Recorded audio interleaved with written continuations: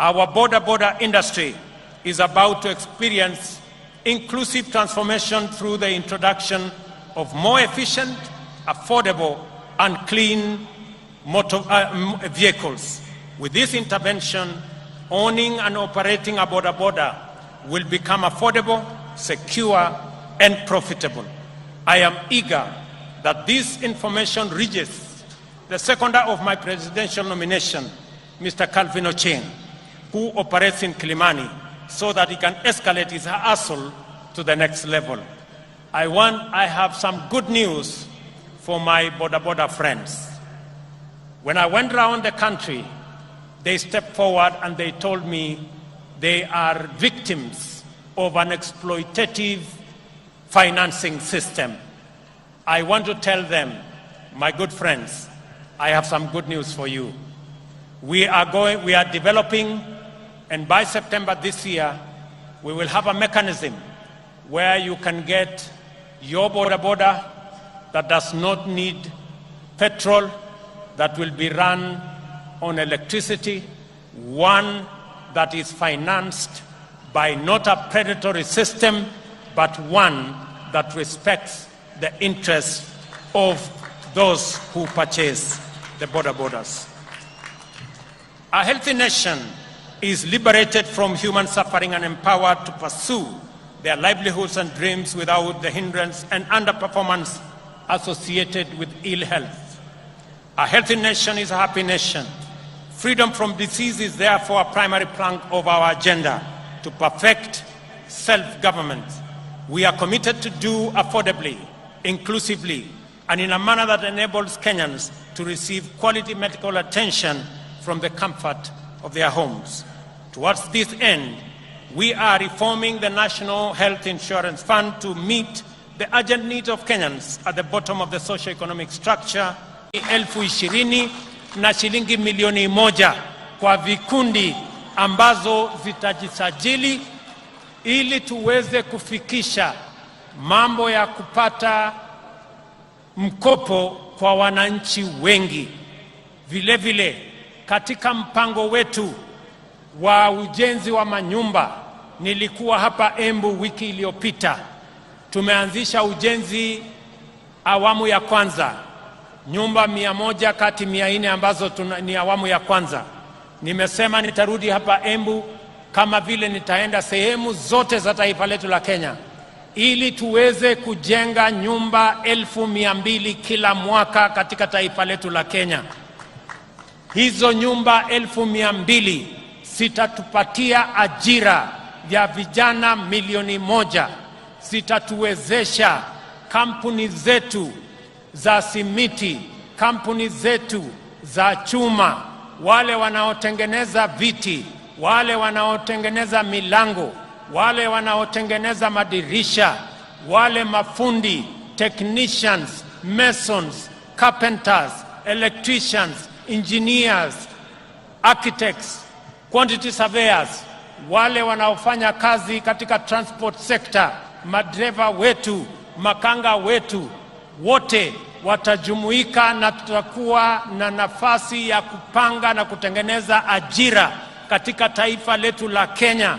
Tuwaondoe vijana wetu ambao wako mitaani, wako masokoni, wako katika vijiji, wamemaliza shule, wamekamilisha college, wamemaliza university, lakini hawana ajira. Ni jukumu letu kama taifa kupanga ili vijana 500,000 wasiokuwa na ajira katika taifa letu la Kenya, na wanaongezeka 800,000 kila mwaka, tuwapangie ajira, wajisimamie na watusaidie kuendesha taifa letu, na pia wao wachangie katika kulipa ushuru, tuweze kujiondoa kama taifa.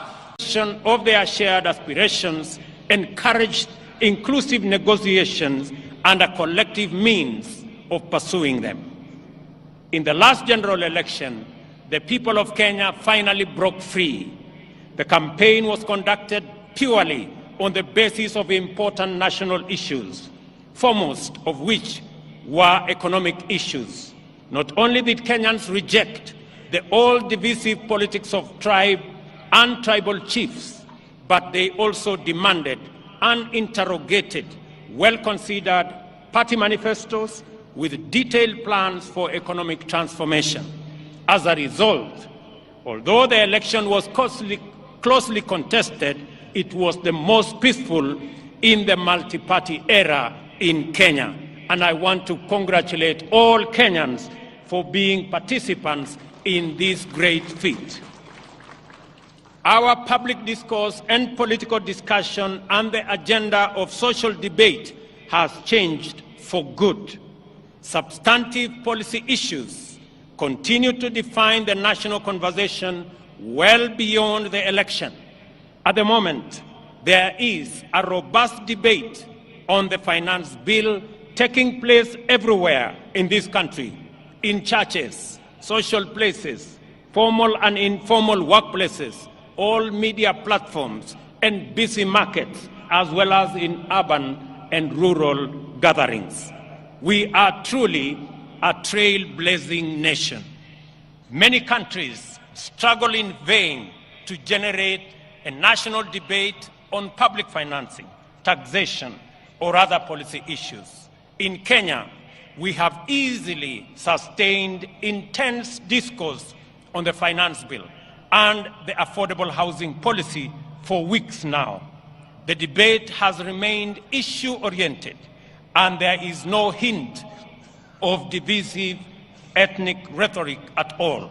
The cost of living is keeping all leaders, including myself, awake, and this is precisely as it should be. Superficially, the intense national debate on housing is not about whether it is a tax or a contribution. The attention sharply focused on the housing contributions is an implicit expression of ownership.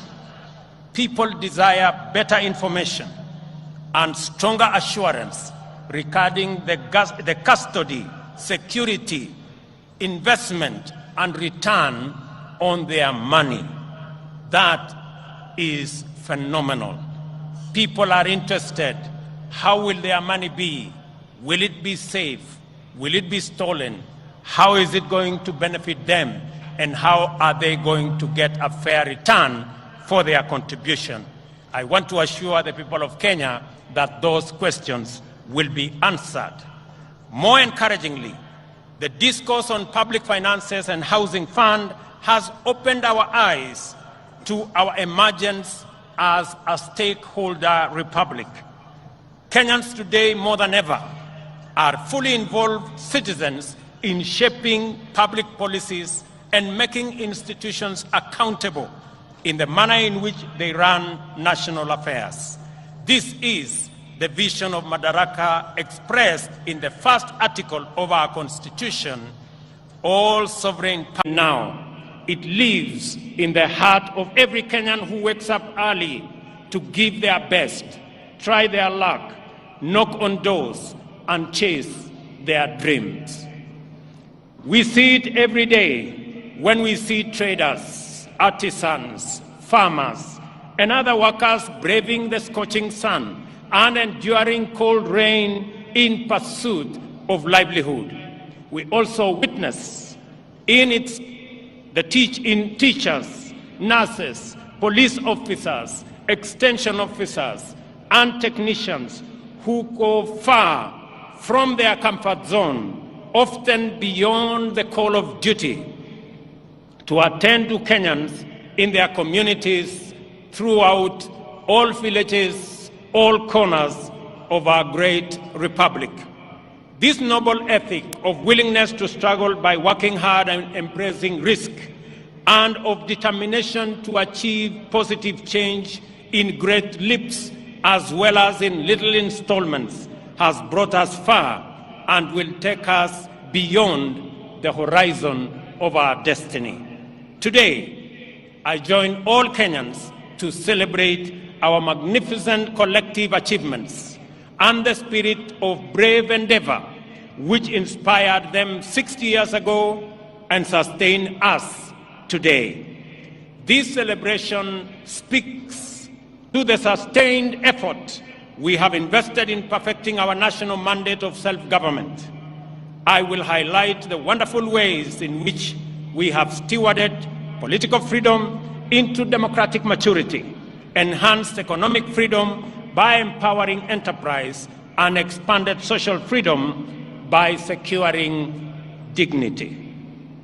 We must never forget that until fairly recently, our country's politics was divisive, violence, do-or-die affair by which neighbors, colleagues, and even relatives were incited into hatred in the name of political competition. In this dark era, the tribe was the fundamental term of all political engagement and the master variable of democratic contest. Many highly respected experts and eminent persons confidently affirmed that Kenyan politics is inherently tribal, and many leaders designed their political parties, policies, and campaigns on the basis of raw political appeals. Leaders also made sure that political discourse revolved around personalities and the private interests of a few privileged individuals and not the aspirations of the majority. Some used political parties as political vehicles to access the high table where important decisions were made and exploited their ethnic constituencies to negotiate a bigger share of public resources as well as positions of power and privilege in the service of private ends. For decades, Kenyans understood that this perverse political culture not only defiled our democracy, but also obstructed the spirit of daring and achievement, arresting our collective progress. The people of Kenya, therefore, yearned for freedom from the tyranny of political personality cults, toxic tribal discourse, and the violence they engendered. They desired a more unifying, cosmopolitan framework of engagement which promoted the expression of their shared aspirations, encouraged inclusive negotiations, and a collective means of pursuing them. In the last general election, the people of Kenya finally broke free. The campaign was conducted purely on the basis of important national issues, foremost of which were economic issues.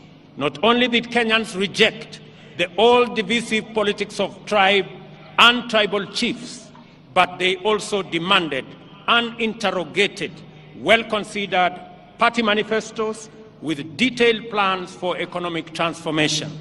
As a result, although the election was closely contested, it was the most peaceful in the multi-party era in Kenya. And I want to congratulate all Kenyans for being participants in this great feat. Our public discourse and political discussion and the agenda of social debate is also our responsibility to grow our manufacturing, because housing will make sure that our entire manufacturing value chain, from the cement in our factories, to the steel in our factories, to the doors and windows and hinges in our Juakali sector and our construction products industry, to the sand harvesters, to all the people who will be working in our construction sites, to the accountants and engineers and all the architects and all the technicians and the electricians, to every sector, the millions of young people that will be employed in this sector, is sacrifice enough for us who are employed to make that contribution to the hustler fund, to the housing fund, so that we can bring around the change that is going to take our country forward. Our vision for affordable housing program is premised, firstly, on the objective of creating 1 million direct and indirect employment opportunities throughout every value chain in the housing development ecosystem. A single housing unit is capable of employing 3 to 5 workers directly and an additional 8 workers indirectly in the manufacturing of construction products, in transport, in logistics, and in all other sectors that contribute to the housing and construction industry. Secondly, the objective of affordable housing is to increase the number of homeowners and to transition more Kenyans from rent-paying in informal settlements, in slums, and we have 1,411 slums in Kenya. We should transition those people, my countrymen and women, into homeowners. They should live in dignity like the rest of us, because we owe them a duty of citizenship and a duty of comradeship as we live in one country. I want to ask every parent, I want to ask every Kenyan that rather than ask, how is it your business? We must know that it is our business, because the 5 million young people are our children. They are our citizens. They pay taxes. And when we transition them into jobs, we are building a bigger pool of taxpayers. The conversation we have today in Kenya is different. I did promise the country 3 years ago that we are going to change the conversation. That the conversation is not going to be anymore about leaders. It is going to be about citizens. It is going to be about those who do not have jobs. It is going to be about our manufacturing. It is going to be about the millions who live in informal settlements. It is going to be about the people. I told the country that we are going to change the conversation. It is not going to be about changing the constitution and creating positions for leaders. It is going to be about changing the economy and creating opportunities for millions of young people, including the many who are today in our streets and villages, the millions of young people who are looking up to us to provide them with opportunities to work. It's going to be about the ordinary people who work in the manufacturing sector, the people who also wants to contribute, to be taxpayers, but because they have no jobs,